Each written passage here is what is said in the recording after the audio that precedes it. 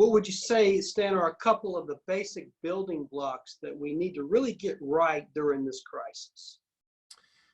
Yeah, so that's a great question. We studied in the 1,000+ examples, found that there's essentially 15 main ways that you can drive engagement.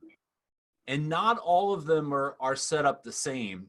They almost go into what we call a pyramid shape, where if you're familiar with Maslow's hierarchy of needs, you have some lower level, what we call basic building blocks that you need to figure out and get right. So I think as we look in this time of crisis, we'll talk a little bit about shelter and wellness. And shelter being more, think about that as more of the physical space that your employees inhabit. And ideally, the space that you have for them helps reinforce the culture as opposed to dictating it.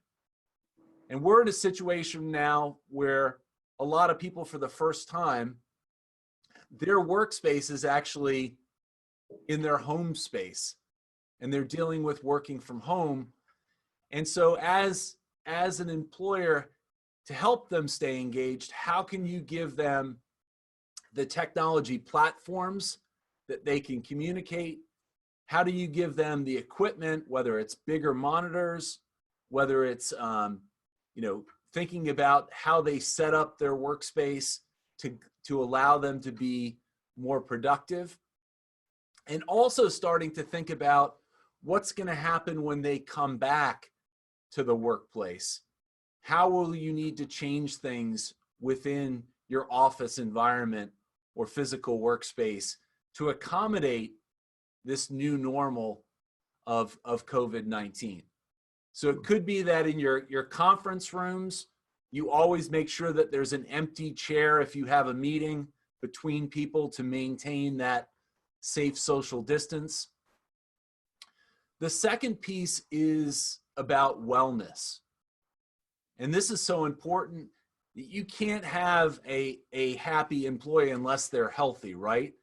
And so there's a lot of things that I think we need to get right during this crisis, whether it's being able to offer resources like telemedicine.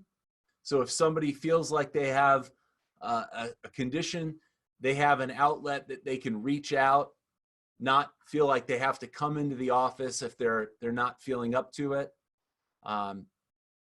Be able to provide them resources within the workplace when they come back, whether that's hand sanitizer, masks, be able to give them the tools that they need to be safe in that safe and well in that working environment. So that safeness, that space piece and the wellness piece, I think, are critical building blocks to make sure that people feel safe working from home, and then when they ultimately come back into the workplace.